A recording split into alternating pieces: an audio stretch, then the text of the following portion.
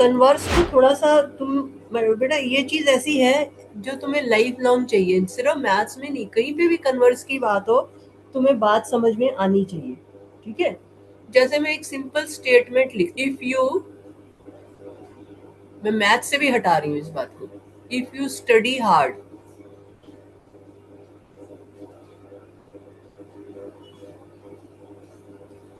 Then you will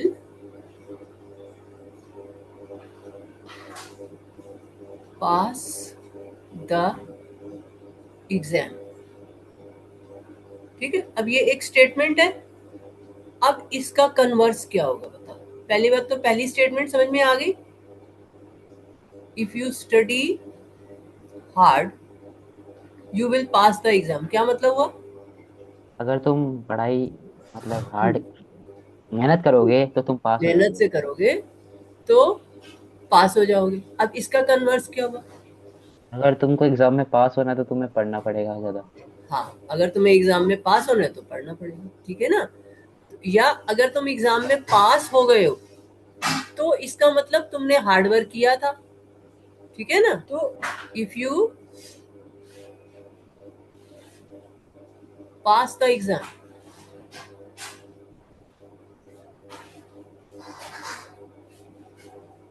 then studied hard, मतलब तुमने hard work किया था, ठीक है ना। समझ में आ गया कन्वर्स का मतलब। सेकेंड स्टेटमेंट लिखती हूँ, इफ इट्स विंटर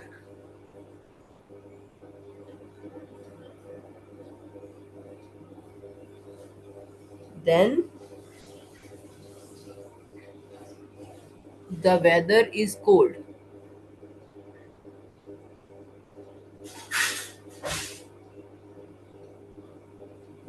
अब इसका कन्वर्स क्या हो जाएगा?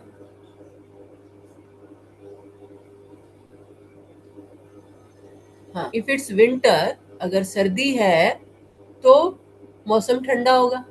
अब इसका कन्वर्स क्या होगा? अगर सर्दी नहीं है तो मौसम भी ठंडा नहीं होएगा।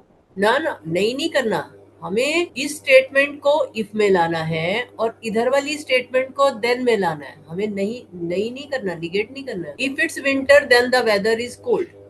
अच्छा, हम्म, अगर मौसम ठंडा हो तो मतलब विंटर आ गई है। हाँ, ठीक है। रोहन बताओ क्या लिखोगे? The winter is cold. Is it's mean uh, क्या winter? इफ इट्स विंटर, अगर सर्दी है, then the weather is cold, तब इसका कन्वर्स क्या होगा? ये जो बाद में अच्छा, लिखा है ये the इफ weather बन जाएगा। is the weather is cold. It's mean winter is coming. If अच्छा, if the weather is cold if the weather is cold, it it's mean then, if the weather is winter. cold Then winter is. then it's winter, then winter has come, या then it's winter, ठीक है। Hmm. समझ में आई बात? तो हमें Yes. Converse का मतलब ये होता है, जो देन वाली स्टेटमेंट है उसको इफ बनाना है, जो देन के बाद की स्टेटमेंट है उसको इफ बनाना है, और जो पहले इफ वाली स्टेटमेंट है उसको देन बनाना है। समझ में आया लॉजिक कन्वर्स का मतलब? इफ द, क्योंकि जब तक समझोगे नहीं तब तक मैथ्स को रटते ही रहोगे। If the sum of the angles, if the sum of the angles in a closed figure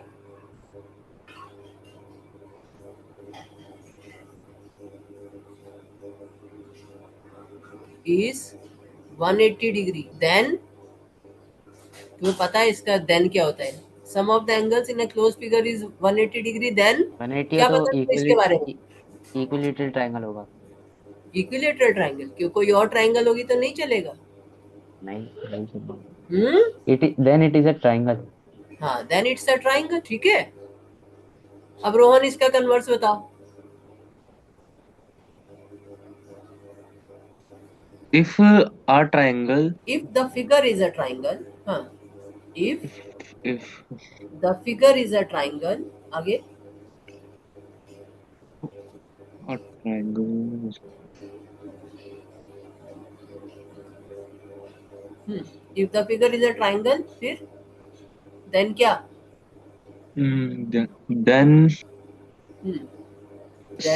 then दा तो आएगा, हाँ, sum of the angle then the sum of the angles, is a closed figure is 180. then the sum of the angles, then the sum of its angles कर दो, interior angles भी लिख सकते हैं, ठीक है। then the sum of its angles is is 180. 180. 180।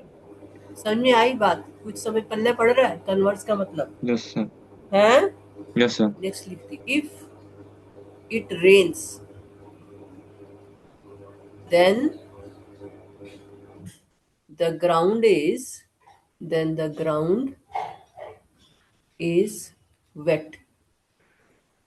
अब बताओ गौरव, इसका कन्वर्स क्या होगा? वेट यानी सूखा ना?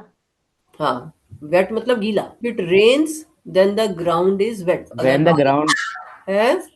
When the ground is wet. हाँ, if the ground is, if the ground is wet, if इधर आ जाता है ना, if the ground is wet which means then, if the ground is wet then, अगर बारिश हुई है तो ग्राउंड गीला है। If the ground is wet then, बारिश हो रही होगी। हाँ, तो then it it is a rain. या देन इट रेन्ड। हाँ। ठीक है, समझ में आया? हम्म। अब जैसे इन्होंने कहा कि अगर बारिश हुई है तो ग्राउंड गीला होगा। अब इसका हमने कन्वर्स लिखा कि अगर ग्राउंड गीला है तो बारिश हुई होगी। तो क्या ये कन्वर्स ट्रू है? नहीं, ऐसा नहीं हो सकता। मतलब पानी भी तो हो सकता है। हाँ, मान लो किसी ने फुवारा चला दिया वहां पर, पाइप हाँ। चला दिया हो, है ना, तो जरूरी नहीं है कि कन्वर्स ट्रू हो, है ना। ये जरूरी नहीं है कि अगर कोई स्टेटमेंट ट्रू है कि बारिश है तो नेचुरली ग्राउंड गीला हो जाएगा, लेकिन जरूरी नहीं है कि ग्राउंड गीला है तो बारिश हुई हो। तो कन्वर्स जरूरी नहीं है कि ट्रू हो, कन्वर्स ट्रू हो भी सकता है और ये भी हो सकता है कि ट्रू ना हो। ठीक है ना, जैसे ट्राइंगल वाले केस में हमें पता है कि अगर फिगर ट्राइंगल है तो सम 180 डिग्री होगा, है ना। तो जरूरी नहीं है कि कन्वर्स ट्रू हो, किसी स्टेटमेंट में ऐसा भी हो सकता है कि कन्वर्स ट्रू ना हो। अब जैसे if you pass the exam then you studied hard, तो नॉर्मली तो ठीक ही कह रहा है ये, पर हो सकता है उसने चीटिंग करके पास हो गया हो, है ना। तो जरूरी नहीं है कि किसी का कन्वर्स स्टेटमेंट का ट्रू हो। ठीक है, हो भी सकता है ट्रू, नहीं भी हो सकता है। किसी स्टेटमेंट में तो पक्का ही बता है, जैसे ट्राइंगल में हमें पक्का ही बता है ट्रू हो गई होगी, है ना। किसी किसी स्टेटमेंट में डाउट हो जाता है। If A B C D is a rectangle, then it is a parallelogram, then it is a parallelogram। Rohan, इसका कन्वर्स बताओ, कन्वर्स क्या होगा? If a parallelogram if a parallelogram नहीं, देखो इट किसके लिए आया है, if ABCD is a rectangle then it is a parallelogram. तो इफ आ पैरेललोग्राम नहीं, क्या लिखेंगे? If it ABCD is a parallelogram, ABCD is a parallel parallelogram then, it is a rectangle. हाँ, then it is a rectangle. ठीक है, convert समझ में आ गया। हम्म। अब इसमें देखो, मैं ये कह रही हूँ कि अगर एबीसीडी रेक्टेंगल है तो वो पैरेललोग्राम होगा। क्या ये स्टेटमेंट ठीक है? फिफ्थ वाली ट्रू है फॉल्स है? क्या नहीं, रेक्टेंगल पैरेललोग्राम होती है? रेक्टेंगल नहीं। हैं? पैरेललोग्राम होने के लिए क्या डेफिनेशन है? पैरेललोग्राम होने की मतलब उसके मतलब क्या बोलते हैं, अपोजिट साइड उसके पैरेलल पैरेलल होनी चाहिए। पैरेलल होनी चाहिए। तो क्या रेक्टेंगल में ऑपोजिट साइड्स पैरेलल नहीं होती? नहीं नहीं, नहीं होती। रेक्टेंगल की ऑपोजिट साइड्स पैरेलल नहीं होती। होती है सॉरी। तुम्हारी टेबल है वो रेक्टेंगुलर हाँ है, हाँ, तो क्या पैरेलल नहीं है उसकी ऑपोजिट साइड्स? होगी होगी। तुम्हारी और क्या रेक्टेंगल तुम्हारी टेबल पर अभी क्या क्या रेक्टेंगल है जहाँ पढ़ रहे हो बैठ के, वहाँ क्या क्या रेक्टेंगुलर है तुम्हारे पास? बुक है। बुक है। अब बुक की ऑपोजिट साइड्स पैरेलल है कि नहीं है? है ना। है ना। और और क्या बस बुक ही रेक्टेंगल बड़ी। है? बुक ही है बस। तुम्हारा पेंसिल बॉक्स हो सकता है, जिस कॉपी पर लिख रहे हो उसके पेजेस हो सकते हैं, ये सब रेक्टेंगल्स हैं कि नहीं है? हम्म। तुम्हारे सामने जो दीवार है वो कैसी है? वो भी है, तो वो स्क्वायर है। वो स्क्वायर है, तो स्क्वायर भी तो रेक्टेंगल होता ही है। Every square is a rectangle. तो अगर वो रेक्टेंगल है तो वो पैरेललोग्राम होगा, है ना? कोई भी रेक्टेंगल होगी तो पैरेललोग्राम होगा। ऑपोजिट साइड्स तो उसमें पैरेलल ही होती है ना रेक्टेंगल में। हम्म। ठीक है। पर मैं वो 90 डिग्री नहीं बनाता ना, क्या? तो पैरेललोग्राम। तो हम उल्टा थोड़ी कह रहे हैं। हम कह रहे हैं अगर रेक्टेंगल है तो पैरेललोग्राम होगा। If ABCD is a rectangle then it is a parallelogram. ठीक है। हम्म। अब मैंने कन्वर्स लिखा, if ABCD is a parallelogram then it is a rectangle. अब ये बताओ ये ट्रू है कि नहीं, सेकंड कन्वर्स ट्रू है कि नहीं? अगर रेक्टेंगल है तो पैरेललोग्राम होगा, ठीक है ना? लेकिन अगर पैरेललोग्राम है तो क्या वो रेक्टेंगल होगी? तो रोहन तुम बताओ, अगर पैरेललोग्राम है तो क्या वो रेक्टेंगल होगी? हाँ, होगी। क्योंकि पैरेललोग्राम भी तो कोऑर्डिनेटर होता है, और कोऑर्डिनेटर में तो चार साइड कोई सी भी हो तो। हाँ, तो पैरेललोग्राम क्वाड्रिलेटरल होता है ना, रेक्टेंगल होगी कि नहीं? रेक्टेंगल क्या सिर्फ क्वाड्रिलेटरल है? अच्छा, मतलब रेक्टेंगल पैरेललोग्राम है या नहीं? रेक्टेंगल में और पैरेललोग्राम में क्या फर्क होता है? रेक्टेंगल में अपोजिट साइड उसके सारे सेम होते हैं। सारे सेम होते हैं, सारे ऑपोजिट सेम नहीं। साइड इक्वल होती हैं। हाँ, मतलब इक्वल होते हैं। तो ऑपोजिट साइड्स तो पैरेललोग्राम में भी इक्वल होती हैं, तुमने पढ़ लिया। हाँ। तो क्या फर्क होता है अगर A B C D parallelogram और रेक्टेंगल में? फिर फर्क क्या हुआ? ऑपोजिट साइड्स तो पैरेललोग्राम की भी इक्वल होती हैं। अपोजिट साइड इक्वल भी होते हैं, पैरेलल भी होती है पैरेललोग्राम में। पैरेललोग्राम में इक्वल भी होती है, पैरेलल भी होती है, और रेक्टेंगल में तो उसमें भी पैरेलल और इक्वल ही होती है। पैरेलल और इक्वल होती है। फिर फर्क क्या होता है? फर्क मेरे को बस जिनकी डिग्री अभी तो शायद, तुम बता रहे थे गौरव, अभी क्या बता रहे थे मुझे? जो कि पैरेललोग्राम में 90 डिग्री नहीं बनता हर एंगल। हाँ, पैरेललोग्राम में जरूरी नहीं है कि angle A, angle B, angle C, angle D 90 degree हो। लेकिन रेक्टेंगल में जो एंगल हैं वर्टिसेस के वो सारे 90 डिग्री होते हैं, है ना? तो हमने लिखा if ABCD is a parallelogram then it is a rectangle. तो ये ट्रू हुआ कि फॉल्स हुआ? हो भी सकता है, नहीं हो भी सकता। हाँ, तो लेकिन फॉल्स ही आएगा ना। हाँ, तो ये सब हो भी तो। सकता और नहीं भी हो सकता तो फॉल्स आता है, ठीक है ना? ट्रू होने के लिए तो पक्का पक्का चाहिए भी हमें, ठीक है? हम्म। तो रेक्टेंगल, स्क्वायर, रोम्बस, जितनी भी ये फिगर्स हैं ये सब पैरेललोग्राम होती हैं, ठीक है? ये सब पैरेललोग्राम तो होती ही होती हैं, सब की सब में ऑपोजिट साइड्स इक्वल रहती हैं, ठीक है? पर रेक्टेंगल में क्या है, हमें एंगल भी 90 डिग्री चाहिए वर्टिसेस का। तो मैंने शुरू शुरू में तुम्हें लिखवाया था ना कि एक पैरेललोग्राम रेक्टेंगल कब बनती है, जब उसके एंगल्स जो है वो 90 डिग्री हो। अगर एक भी एंगल पैरेललोग्राम का 90 डिग्री हो जाता है तो बाकी एंगल्स अपने आप 90 डिग्री बन जाएंगे। क्यों बन जाएंगे बताओ? हाँ। अगर एक भी एंगल 90 डिग्री होता है पैरेललोग्राम में, हाँ, ठीक है, तो बाकी एंगल्स अपने आप 90 डिग्री बन जाएंगे। कैसे? क्योंकि उसके अपोजिट एंगल इक्वल होते हैं। हाँ, ऑपोजिट एंगल इक्वल होते हैं। तो अ, अब मुझे यहाँ रेक्टेंगल ही बनानी पड़ेगी फिगर में फिर, ठीक है? अब मान लो ये एंगल 90 डिग्री हो गया, हालांकि ये दिख नहीं रहा 90 डिग्री, ठीक है? ये एंगल 90 डिग्री हो गया तो ऑपोजिट एंगल इक्वल होते हैं तो ये 90 हो जाएगा, ठीक है? और हमें खाली ये पता है कि ये पैरेललोग्राम है जिसमें एक एंगल, एंगल बी जो है वो 90 डिग्री। तो A B C D parallelogram है and angle B equal to 90 degree, इतना पता है, ठीक है?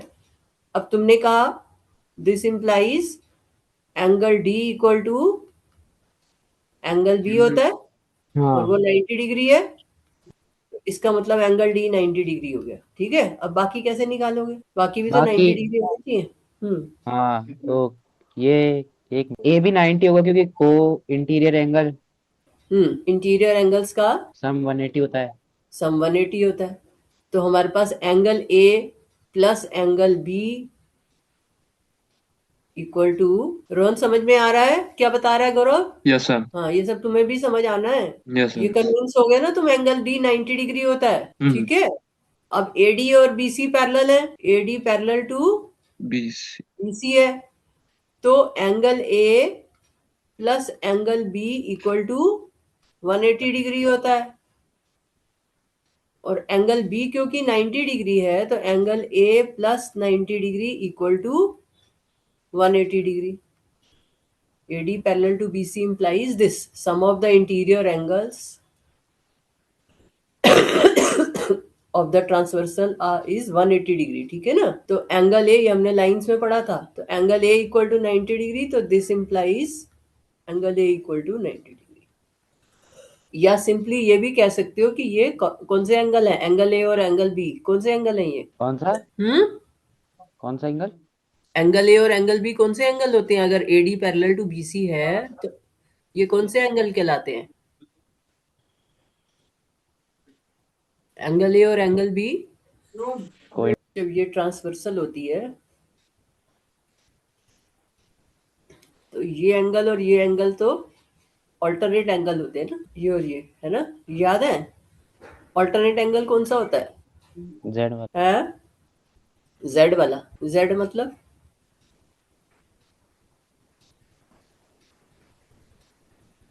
अब बता, ऑल्टरनेट एंगल कौन सा होता है? रोहन तुम्हें याद है ऑल्टरनेट एंगल्स कौन कौन से होते हैं? ऑल्टरनेटिव एंगल्स, हाँ, जो ऑल्टरनेटिव, ऑल्टरनेट एंगल्स कौन से होते हैं? Alternate interior angles. भूल गए? अभी तो कल हाँ यूज कर रहे थे तुम लोग, अब भूल गए इस वक्त? पर वो तो अच्छा ऑल्टरनेटिव, ऑल्टरनेटिव नहीं, ऑल्टरनेट। इसी से वो ऑल्टरनेट इंटीरियर एंगल कौन से हैं इसमें? ऑल्टरनेटिव इंटीरियर एंगल, वो जो क्या कहते हैं, एफ, नहीं नहीं एक अरे मैम सेकेंड, हाँ हाँ अब ठीक है। हाँ, ये पी क्यू डी PQD, और your E P B, E P नहीं, PQB, हाँ एक योर ये कौन से एंगल हुए? गौरव तुम बताओ, PQD और alternate alternate P angle Q कौन से हैं इसमें? और A P B AP B. B, APB तो स्ट्रेट लाइन है। अरे सी सॉरी, APC, हाँ, ये ऑल्टरनेट हुए, ठीक है ना। इसी वो तरह नाम से, देने में दिक्कत आ रहा था ना इसलिए। हाँ वो मैंने तभी लिखा, मैंने बाद में देखा, मैंने कहा वो तो मैंने, ये और ये भी ऑल्टरनेट एंगल हुए, ठीक है ना। हम्म तो अब जो हमने यहाँ पर यूज किया है वो ये यूज किया, ये 90 डिग्री है, तो ये इसका और इसका सम 180 डिग्री होगा, तो ये भी 90 डिग्री होना चाहिए, है ना।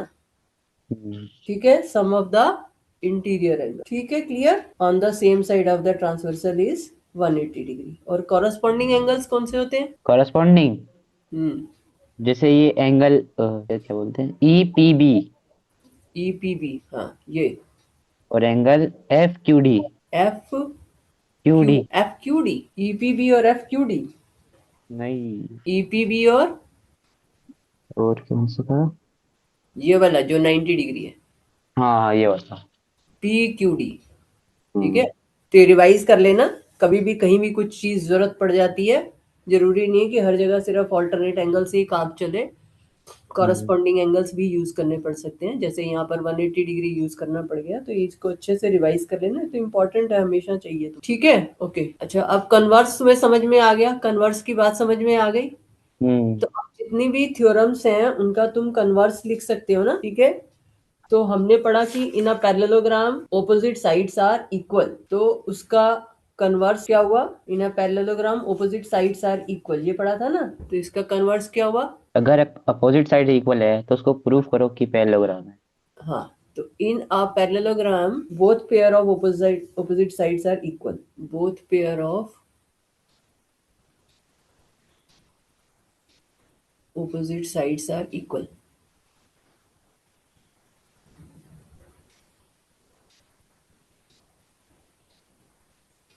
तो कन्वर्स क्या हुआ? कन्वर्स क्या हुआ? इफ इफ हाँ अपोजिट साइड्स आर इक्वल हाँ, इफ देन ऑपोजिट साइड्स किसकी इक्वल? लेकिन पैरेललोग्राम। पैरेललोग्राम तो हमें प्रूव करना है, देन इट इज अ हाँ तो पैरेललोग्राम। हाँ, if opposite sides are equal किसकी? रेक्टेंगल। रेक्टेंगल कहाँ से आ गया अब यहाँ पर? Parallelogram, if opposite sides of a quadrilateral, बेटा ये तुम्हें अपने आप लिखना पड़ेगा बीच में, किसी क्वाड्रिलेटरल की, ठीक है। If opposite sides of a quadrilateral are equal, then it is a parallelogram.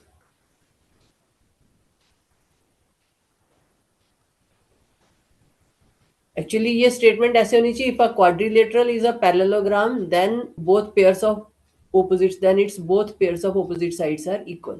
पर हम शॉर्ट में थ्योरम लिखते हैं तो ऐसे लिखते हैं ना, in a parallelogram both pairs of opposite, याद नहीं होता तुम लोग को वरना। तो if opposite sides of a quadrilateral, ये तुम्हें अपने आप लिखना पड़ेगा बीच में क्वाड्रिलेटरल, और फिर उसका अब कन्वर्स लिख सकते हो ना, जैसे in a parallelogram opposite angles are equal, तो हाँ इसी हाँ। तरह ऐसे ही उसका कन्वर्स बन जाएगा, है ना। हम्म।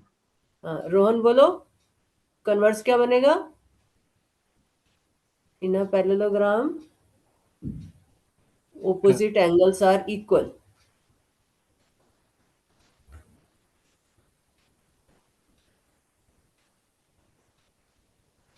तो इसका कन्वर्स क्या बनेगा। इफ एक सेकंड, इफ अपोजिट साइड, इसका कन्वर्स ऑपोजिट एंगल्स वाले का। हाँ अच्छा अच्छा, हाँ इफ अपोजिट एंगल्स आर, हाँ, if opposite angles are equal, तो यहाँ पर हम लिख लेते हैं बोथ पेयर्स, ठीक है ना। If both pairs of opposite angles, दोनों पेयर्स को इक्वल होना पड़ेगा। If both pairs of opposite angles are equal, then it is a parallelogram. ठीक है, अब कुछ कन्वर्स तुम्हें समझ में आया। यस। तो अब ये रिजल्ट्स याद कर लो, इनके कन्वर्स भी तुम याद कर लो, और सॉल्व एग्जांपल्स तुम लोग अपने आप करना। जो सॉल्व एग्जांपल नहीं समझ में आएगा वो मैं डिस्कस कर लूंगी तुम्हारे साथ, ठीक है। आगे चले। यस मैम, चल। Yes ma'am.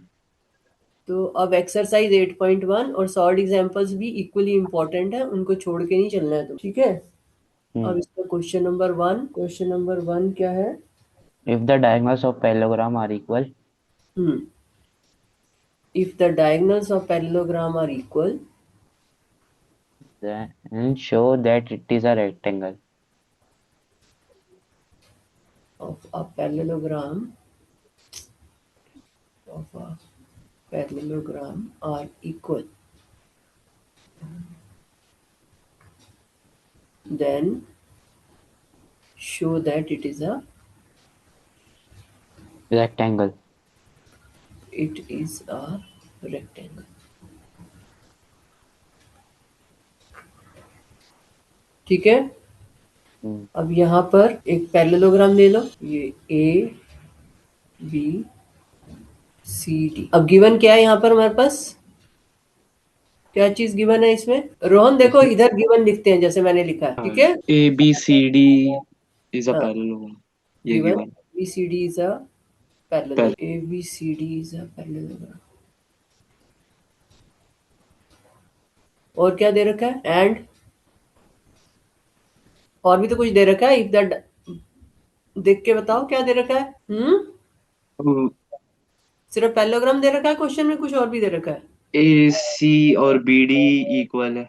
हाँ, तब ए सी और बी डी ज्वाइन करो। अब हमें यहाँ पर दे रखा है and A C equal to B D, ठीक है।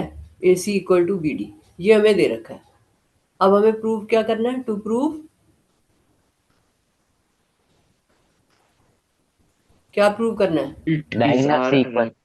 हाँ, rectangle. It rectangle. ABCD is a rectangle. अब रेक्टेंगल प्रूव करने के लिए क्या प्रूव करूं। एक अपन को एक एंगल 90 डिग्री प्रूव कर सकते हैं।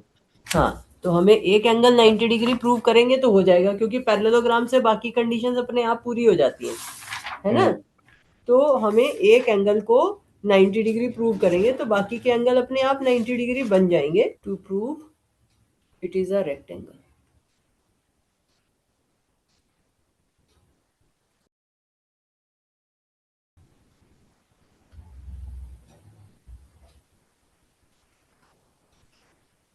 हाँ, to prove it is a rectangle. अब रेक्टेंगल प्रूव करने के लिए हमें एंगल 90 डिग्री प्रूव करना है।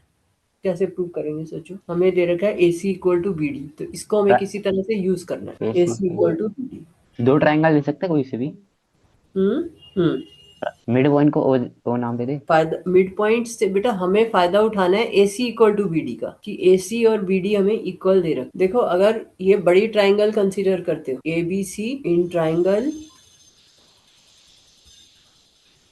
A B C, and triangle DCB दिख रही है? ये दोनों ट्राइंगल्स में, ये बड़ी ट्राइंगल ABC और DCB, इन दो ट्राइंगल्स में अगर हम इनको कॉन्ग्रुएंट प्रूव कर लेते हैं तो हमें ये पता है कि अगर दो लाइंस पैरेलल होती हैं तो सम ऑफ द इंटीरियर एंगल्स जो है, अगर दो लाइंस पैरेलल होती हैं तो उनके इन एंगल्स का सम 180 डिग्री होता है। ठीक है, ये हमें पता है, ये रिजल्ट पता है ना हमको, हाँ है ना। अब यहाँ पर हमें ये पता है AB और DC ये सब पैरेलल हैं, तो इनका सम जो है वो 180 डिग्री होगा।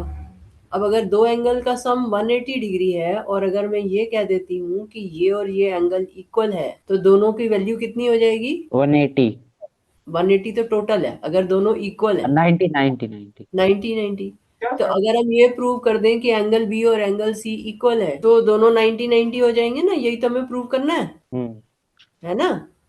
तो in triangle ABC and triangle DCB, अब देखो दोनों ट्राइंगल्स कॉन्ग्रुएंट हैं तो हमारा काम बन जाएगा। ABC में एंगल B आएगा पूरा और DCB में एंगल C आएगा पूरा, तो इन्हीं को तो हमें 90 डिग्री प्रूव करना है ना, हाँ है ना। तो यही शॉर्टेस्ट मेथड है, हाफ ऑफ ट्राइंगल लेकर के तो फायदा नहीं है ना, अगर मैं छोटी ट्राइंगल लूँ तो। ठीक है, यस सर। हाँ तो अब बताओ, ये दोनों ट्राइंगल्स कॉन्ग्रुएंट है, इनमें क्या इक्वल है?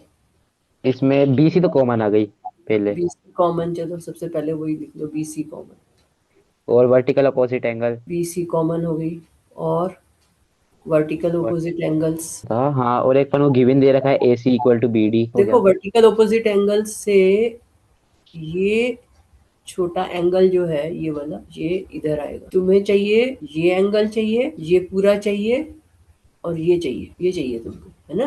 अगर मैं ABC ट्राइंगल देखूं तो जो गिवन है उसको यूज करो, BC कॉमन हाँ, और AC और equal AC equal to BD। और गिवन और AC इक्वल अल्टरनेटिव होता है, हो गई, BC कॉमन अल्टरनेटिव, और अल्टरनेट।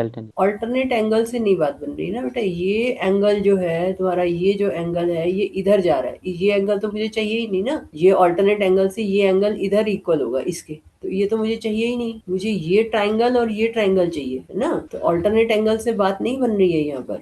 ऑल्टरनेट एंगल से ये वाला जो एंगल है BCA वो इक्वल बन जाएगा CAD से।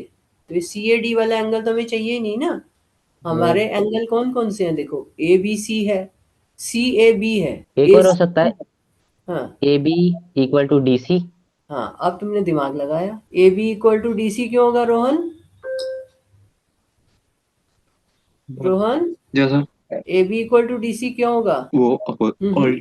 ऑल्टरनेटिव इंटीरियर एंगल भी हो सकता है। अरे AB इक्वल टू DC की बात कर रहे हो, तुम अच्छा, एंगल में जा रहे हो। ए बी, कहाँ ध्यान है तुम्हारा? AB इक्वल टू DC, हाँ, AB इक्वल टू DC का मतलब, अपोजिट अरे AB तो साइड, साइड है, हाँ opposite sides opposite sides are equal. Equal. किसकी ऑपोजिट साइड्स इक्वल होती हैं? पैरेललोग्राम। पैरेललोग्राम की। तो पैरेललोग्राम है कि नहीं है? हाँ है। हाँ, तो फिर ये लिखेंगे ना AB equal to CD। Reason क्या लिखेंगे? Opposite opposite side. Sides of the parallelogram.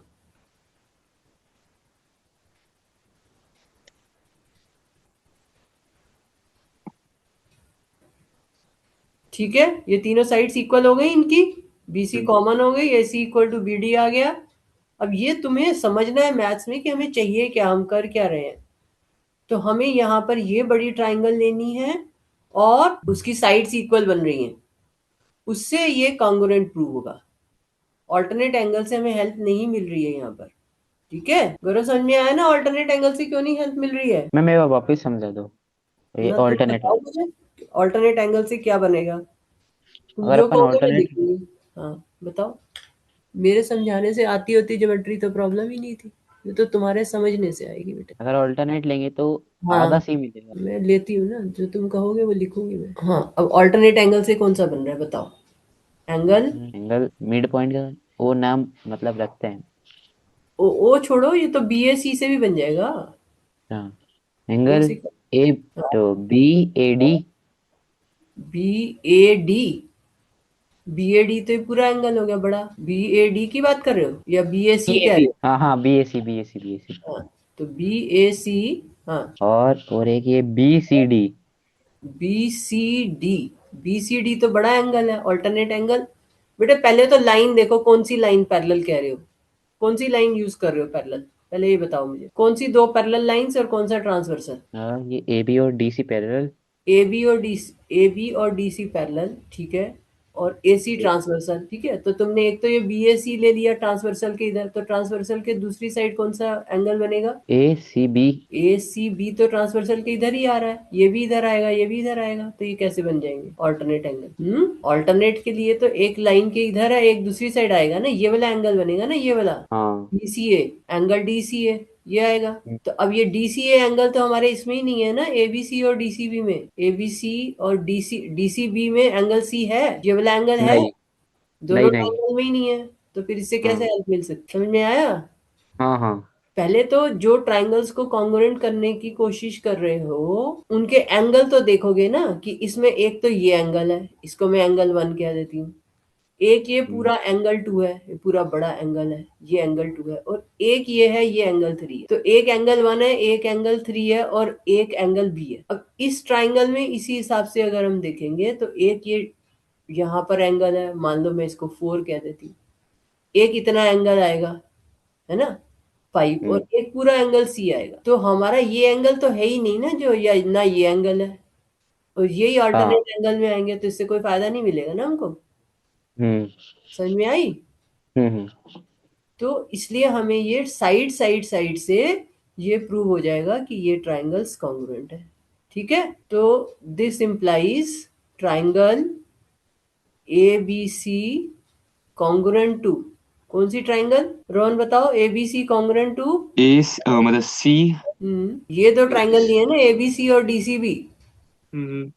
ABC और DCB लिए ना, तो ABC congruent to DCB। DCB, ABC congruent to DC, तो DCB, ठीक है, बन रहा है हमारा BC कॉमन बन रहा है, AC इक्वल टू BD बन रहा है, ठीक है, AB इक्वल टू DC बन रहा है, ठीक है ना। तो ये ट्राइंगल्स कॉन्ग्रुएंट होंगी, तो इसका मतलब this implies angle ABC equal to के, एंगल ABC किसके इक्वल होगा? PCB। अगर ये दोनों ट्राइंगल्स कॉन्ग्रुएंट हैं तो ABC इसका बड़ा एंगल है, तो ये किसके इक्वल होगा? ADC।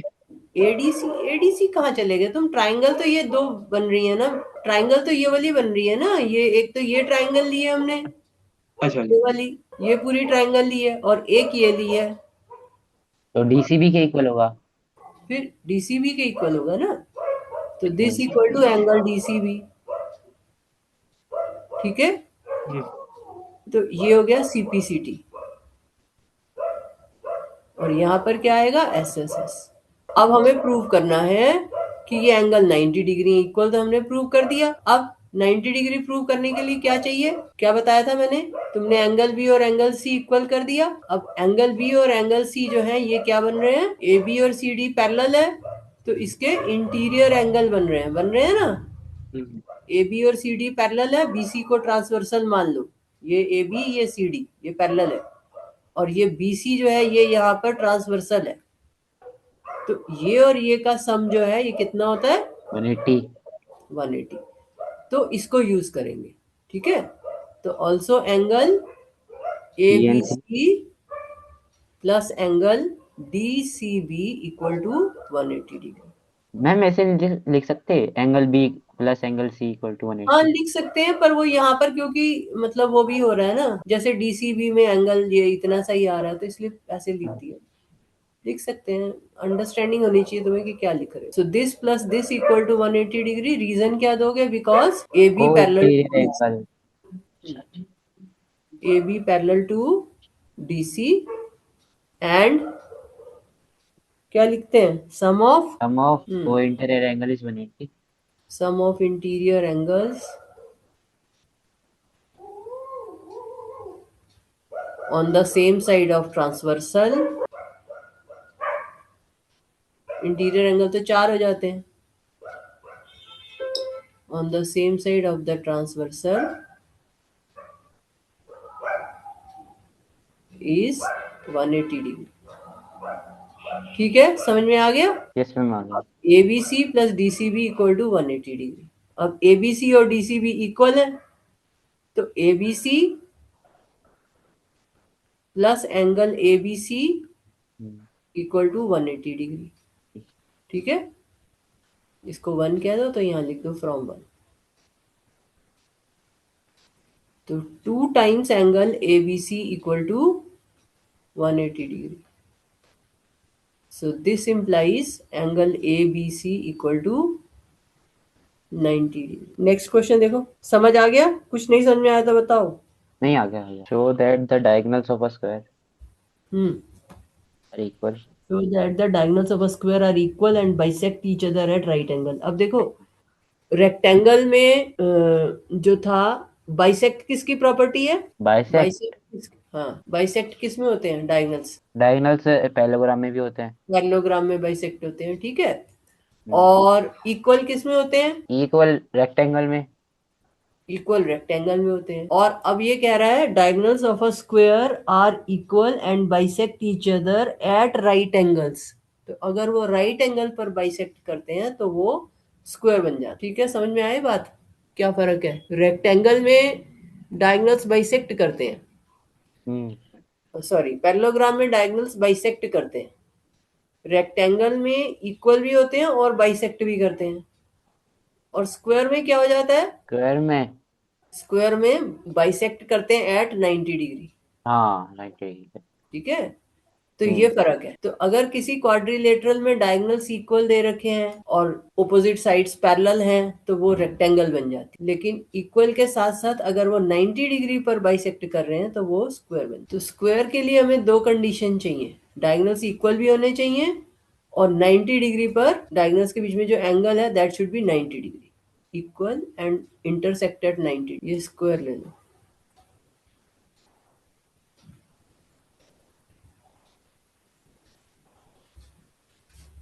स्क्वायर में तीन कंडीशंस है ना, एक तरह से। पैरेललोग्राम में ऑपोजिट साइड्स पैरेलल, तो पैरेललोग्राम में अपने आप आ जाता है जब ऑपोजिट साइड्स पैरेलल होती हैं तो डायगोनल्स इक्वल होते हैं, और डायगोनल्स इक्वल होते हैं तो पैरेललोग्राम बन जाता है।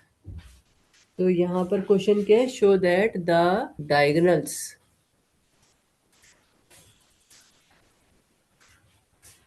of a square,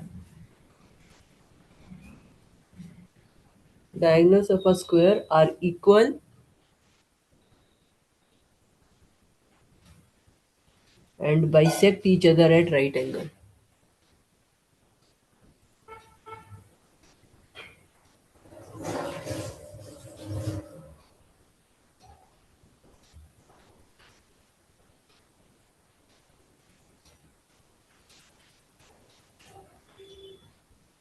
अब यहाँ पर गिवन क्या है हमें?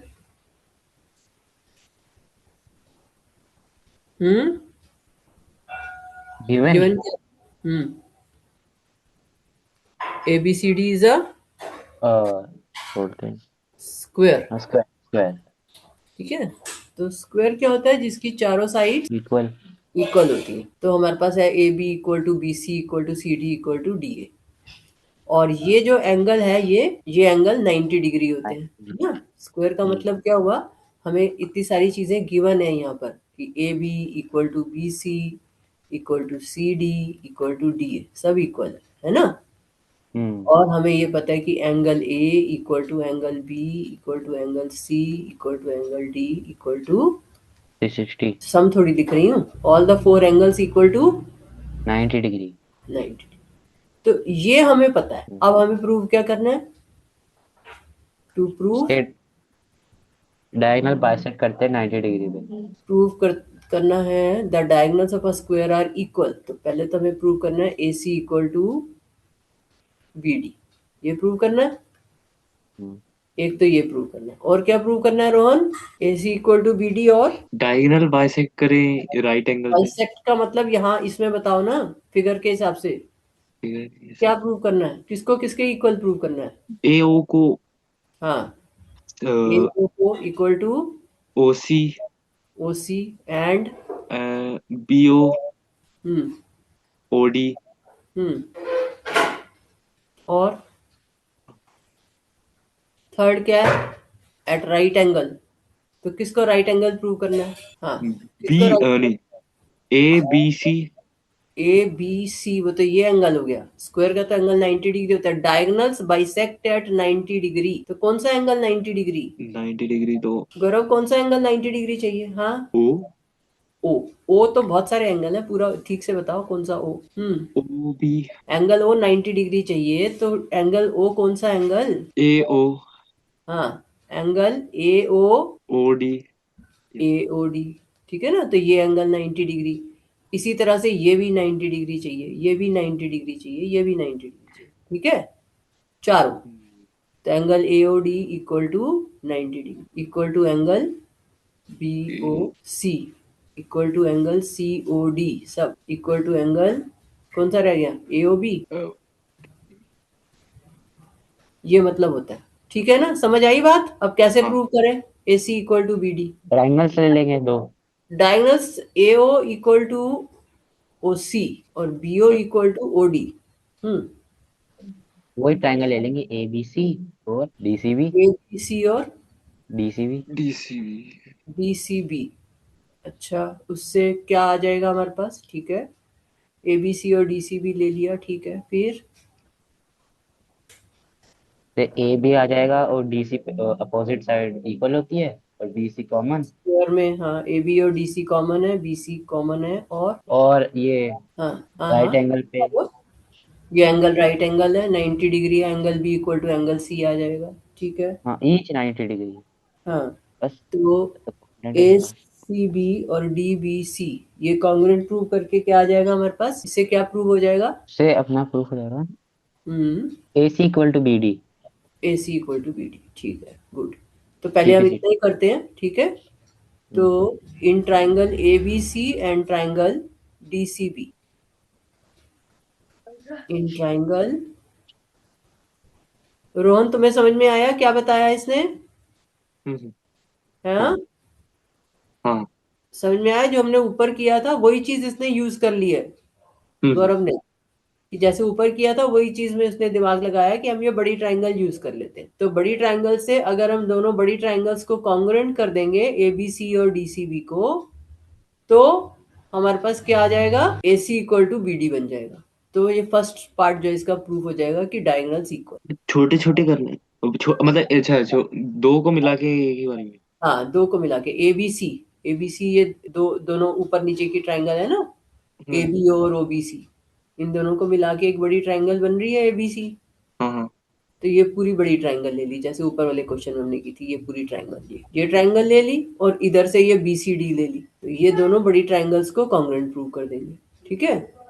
हम्म तो अब तुम बताओ कैसे प्रूव करेंगे? अभी गौरव ने बताया, अब तुम बताओ क्या लिखे इसमें, कौन किसके इक्वल है? हमें स्क्वायर गिवन है, तो सबसे पहले क्या लिखोगे? ट्राइंगल। ये तो लिख दिया, ट्राइंगल ए बी अच्छा सी हाँ, एंड ये तो ट्राइंगल होगी। D C B. क्या इक्वल है इसमें? क्या चीज इक्वल दिख रही है तुम्हें? अगर स्क्वायर होता है तो क्या इक्वल होता है? A B C angle A B C angle A B C, angle angle A B C equal A D C. A D C. A D C में कहाँ चले गए तुम? हम ये ट्राइंगल ले रहे हैं ना, ए बी सी और D C B. A C. A D C तो दूसरी ट्राइंगल हो गई।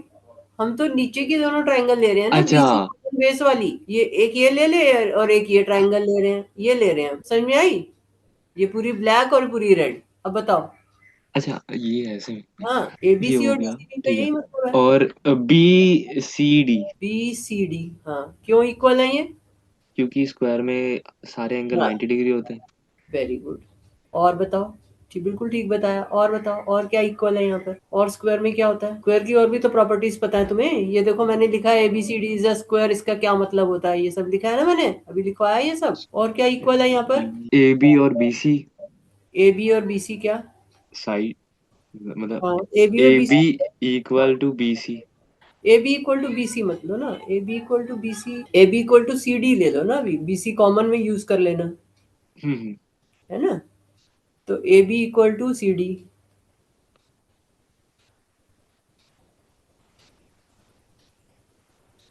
ठीक है, क्योंकि स्क्वायर है। और बी सी कॉमन, हाँ डी सी हो गए तीन। बीसी कॉमन, तीनों हो गई ना। तो अब ट्राइंगल कॉन्ग्रुएंट हो गई, तो triangle ABC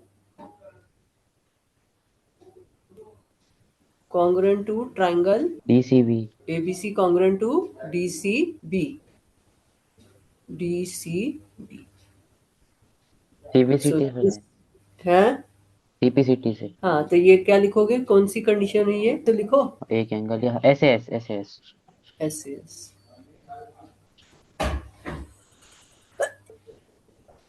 this implies AC equal to BD। ठीक है, CPCT से आ गया। तो अब हमारे पास क्या आया, डायगोनल्स इक्वल आ गए। अब बताओ और क्या प्रूव करना है हमें।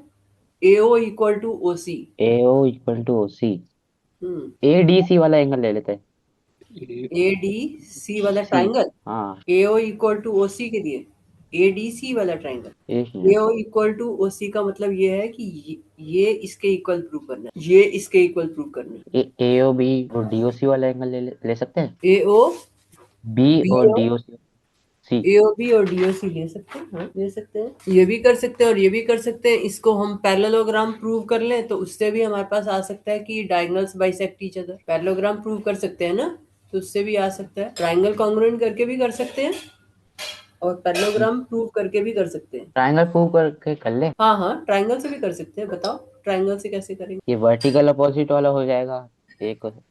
वर्टिकल ऑपोजिट तो फायदा नहीं देगा ना तुम्हें, क्योंकि AO और OC को तो तुमने इक्वल प्रूव करना है। हाँ तो वर्टिकल ऑपोजिट से तुम्हें फायदा नहीं देगा। तुम्हारे पास इक्वल तो AB और DC है। AB और DC इक्वल है तो उसके आसपास एंगल देखो ना। हाँ, AB और DC इक्वल। हम्म। देखिए, हाँ, AB और DC इक्वल और अल्टरनेट हाँ, ऑल्टरनेट एंगल से कौन सा एंगल इक्वल आएगा। A और C हाँ, तो BAC। और OCD। हाँ, रोहन समझ में आया क्या कह रहा है Gaurav. Yes sir. Yes sir, yes sir. कौन सी ट्रायंगल्स कॉन्ग्रुएंट करने की कोशिश कर रहा है। ये क्या कहते हैं, ये AOB। हाँ, तो अब हम ये ले रहे हैं, ये ट्रायंगल, ये येलो जो मैंने कर दी और ये येलो जो कर दी, ये ट्रायंगल ले रहे हैं। AOB अब इन दोनों ट्रायंगल में बताओ। वर्टिकली अपोजिट एंगल है। वर्टिकली ऑपोजिट एंगल से तो फायदा नहीं मिलेगा ना, साइड्स तो इक्वल प्रूव, AO और OC को तो इक्वल प्रूव करना है हमने। ए अच्छा, फिर तो AB और DC तो इक्वल है क्योंकि हाँ, स्क्वायर है। तो एक तो AB equal to DC use कर लो। ठीक है, इन ट्राइंगल कौन कौन सी ट्राइंगल है लिखवाओ मुझे। AOB AOB AOB triangle DOC। DOC। हाँ, तो क्या इक्वल है, AB equal to AB AB equal to DC। DC। और कौन सा एंगल, अब इस साइड के आसपास क्या एंगल, क्योंकि बाकी दोनों साइड्स तो हमें इक्वल प्रूव करनी है ना। AO OC OD OB इनको तो इक्वल प्रूव करना है। तो कौन सा angle equal, B angle BA BAD। BAD। तो और BAD कोई है का नहीं। एंगल भी है, जो ट्राइंगल मैंने येलो नहीं, BAO, सॉरी BAO। BAO। हाँ, और फिर आएगा equal to angle OCD। OCD। कौन से एंगल है ये, ऑल्टरनेटिव इंटीरियर है। ऑल्टरनेट, ऑल्टरनेटिव नहीं, ऑल्टरनेट, ऑल्टरनेट एंगल। ठीक है, और ये इक्वल हो गया। और एक ही नहीं मिल रहा बस। एक ही नहीं मिल रहा, क्यों क्यों नहीं मिल रहा अभी, जब एक मिल गया तो दूसरा क्यों नहीं मिल रहा। दूसरा कौन सा एंगल चाहिए हमको। ABO। हाँ, ABO ये वाला एंगल हो गया। और इधर कौन सा बनेगा, अच्छा अच्छा। ODC। ODC। ये इक्वल होंगे, ये इक्वल होंगे। हाँ, हाँ, क्यों इक्वल होंगे। क्योंकि ये भी ऑल्टरनेटिव इंटीरियर एंगल। हाँ, ऑल्टरनेट एंगल्स, क्योंकि AB पैरेलल टू CD भी है ना, AB पैरेलल टू CD है, तो इसलिए ऑल्टरनेट एंगल्स बन रहे हैं इक्वल। तो एंगल, हाँ लिखवाओ मुझे। Angle ABO angle ABO equal to angle ODC। OD। तो this implies triangle AOB is congruent to triangle, कौन सी ट्राइंगल, ट्राइंगल ODC या COD। COD। कौन सा रूल लगा, AS। ASS। ASA। हाँ, हाँ, ASA। ठीक है, तो इससे हमारे पास आ गया AO equal to OC and OB equal to OD। ठीक है, CPCT। ठीक है, समझ में आ गया? Yes sir. Yes ma'am. तो या तो ये ट्राइंगल्स को कॉन्ग्रुएंट करके कर सकते थे, ये हमने एक तरह से इसका सेकंड पार्ट कर दिया, और सॉरी, या फिर ये हम कैसे कर सकते थे कि इंटीरियर एंगल्स का सम 180 डिग्री है। ठीक है, तो इंटीरियर एंगल्स का सम क्योंकि 180 डिग्री है, उससे भी कर सकते हो। देखो, इसका angle B plus angle A दोनों का सम 180 डिग्री है, 90 प्लस 90 है ना। ये एंगल पूरा और ये एंगल पूरा, इसका सम 180 डिग्री है, तो हमारे पास क्या आ जाएगा, AD पैरेलल टू BC। और इसी तरह से angle B plus angle C, ये 180 डिग्री है। ठीक है, ये बात समझ में आ गई? Yes ma'am. तो उसमें दोनों ही लिखने पड़ेंगे, angle A plus angle B equal to 180 degree. मतलब कैसे करेंगे वो, angle A plus angle B equal to 90 degree plus 90 degree, 180 degree. ठीक है, सो दिस इम्प्लाइज इन दोनों का सम 180 डिग्री है, तो कौन सी लाइंस पैरेलल हो जाएंगी? AD और BC। हाँ, तो AD पैरेलल टू BC। और इसी तरह से हमें प्रूव करना है कि AB पैरेलल टू CD है, तो उसके लिए कौन सा angle 180 degree? AB parallel to BC। AB parallel to DC भी तो शो करना पड़ेगा ना पैरेललोग्राम के लिए। अच्छा, तो एंगल B और एंगल C। हाँ, तो angle B plus angle C equal to 180 degree. तो इससे हमारे पास आ जाएगा AB पैरेलल टू CD। तो opposite sides parallel, therefore it is a parallelogram, है ना। तो पैरेललोग्राम है तो उसमें डायगोनल्स बाइसेक्ट करते हैं, तो then we can write that ABCD is a parallelogram, therefore diagonals bisect each other. समझ में आया कैसे करना है? अच्छा, मतलब पहले पैरेललोग्राम।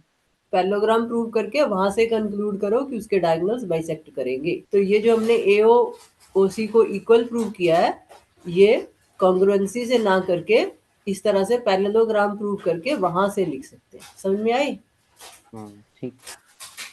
क्लियर हुआ नहीं हुआ? हो गया, हो यस गया। मैम। तो क्या लिखना पड़ेगा फिर यहाँ पर, therefore ABCD is a parallelogram. This implies AC and BD bisect each other। तो अब ये तुम्हारी मर्जी है कि ऐसे करो या जैसे हमने नीचे कॉन्ग्रुएंसी से किया वैसे। क्लियर? अच्छा, अब थर्ड पार्ट इसमें क्या प्रूव करना रह गया? AOD equal to 90 degree. AOB 90 90 degree, degree. BOC 90 degree. अब इसमें थोड़ा सा ये दिमाग ये लगाओ कि अब तुम्हारे पास ये आ गया कि AO और OC इक्वल है। अब तुम्हारे पास ये आ गया ना कि AO और OC इक्वल है, इसको यूज कर सकते हैं। अब कैसे करें? A और C इक्वल टू A। अच्छा, मैं थोड़ा सा हिंट देती हूँ। ये जो एंगल है, ये एंगल हम्म। और ये जो एंगल है, इसका सम क्या होता है? 180। 180। तो अगर हम इन दोनों को क्या कर दें, अच्छा, कॉन्ग्रुएंट इन दो ट्रायंगल। हैं? कॉन्ग्रुएंट ना। हाँ, AOB और BOC को। हाँ, AOB और BOC को कॉन्ग्रुएंट प्रूव कर दोगे तो अपने आप ही ये 90-90 बन जाएंगे ना, हम्म। है ना। तो इसमें AOB और BOC ले लो। थर्ड पार्ट क्या होगा, in triangle AOB and triangle BOC। हाँ, अब देखो, रोहन बताओ थोड़ा सा, कौन किसके इक्वल आ रहा है? हाँ, AOB और BOC में कुछ दिख रहा है, कोई चीज किसी के इक्वल दिख रही है? AOC और AOB। हाँ, AOC तो सीधी लाइन है, मतलब ये सी पूरा ट्राइंगल। BOC नहीं बेटा, BOC। ये देखो, अच्छा। ये वाला, ये वाला और ये वाला। अब समझ में आया कौन सा वाला, AOB और ये BOC? दोनों ये दोनों ट्राइंगल। हाँ, इनको कॉन्ग्रुएंट कैसे प्रूव करेंगे, ये और ये? AB हाँ, equals to BC। Very good, AB equal to BC। और OB कॉमन है ना दोनों में? हाँ, OB कॉमन है। हाँ, और क्या इक्वल है, और क्या इक्वल है? हमें AOOC इक्वल है। A और AC इक्वल है, क्यों इक्वल है? क्या वो AOOC हाँ, इक्वल क्यों है बताओ? इक्वल भी नहीं है, कॉमन है, वो इक्वल नहीं है। OB कॉमन है, क्योंकि वो AB दोनों इक्वल में। टू BC है क्योंकि स्क्वायर है। अभी क्या प्रूव किया हमने, ये ऊपर ये कुछ प्रूव किया था CPCT से, हाँ रोहन हाँ। screen पे कुछ दिख रहा है? हम्म हम्म, क्या प्रूव किया था? जैसा वैसा मैं वो नेट कर देखा। तो तुम ए भूल ओ गए? ओ सी। हाँ, ए और ओ सी इक्वल है, प्रूव किया ना अभी अभी, बाइसेक्ट करते हैं एक दूसरे को, तो ये हाँ तो हम हाँ लोग प्रूव कर चुके हैं, ए O equal to O C. हाँ। ठीक है, फ्रॉम वन। ठीक है, तो triangle A O ma'am B congruent to ma'am triangle, क्या लिखोगे? हाँ सी ओ बोलो। ए ओ हाँ triangle C A O O B B congruent to triangle C O C O. B. Ma'am ऐसे भी तो लिख सकते हैं O C equal to O A O equal to O C proved. हाँ, from one लिख दो या प्रूव्ड अर्लियर लिख दो, लिख सकते हैं। ठीक है, अब ये कॉन्ग्रुएंट आ गई, तो हमारे पास क्या आ जाएगा? Angle A O B equal to angle B O C. You see. ठीक है, तो angle A O B equal to angle B O C. अब क्या लिखे आगे? अब अपन को क्या करना है, प्रूव करना है। भूल जाते। Angle A O B plus angle B O C हाँ लीनियर पेयर बनाना है। 180 डिग्री। ठीक है, लीनियर हम्म पेयर।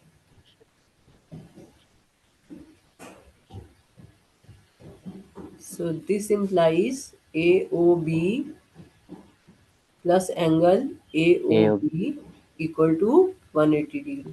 ठीक है, हम्म तो दोनों इक्वल हो गए हैं, तो डबल हो जाएगा, 2 times angle AOB equal to 180 degree. So this implies angle AOB equal to 90 90 degree.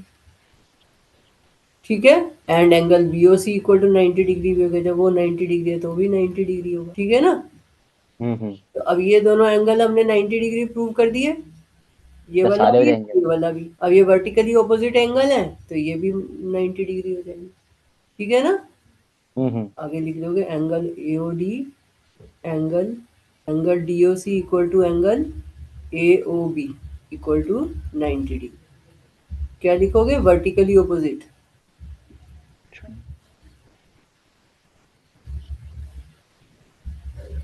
और इसी तरह से एंगल, और कौन सा एंगल ऊपर बन रहा है? AOD, angle AOD equal to angle नीचे बन रहा है BOC इक्वल टू 90। यहाँ भी रीजन वही आएगा, वर्टिकली।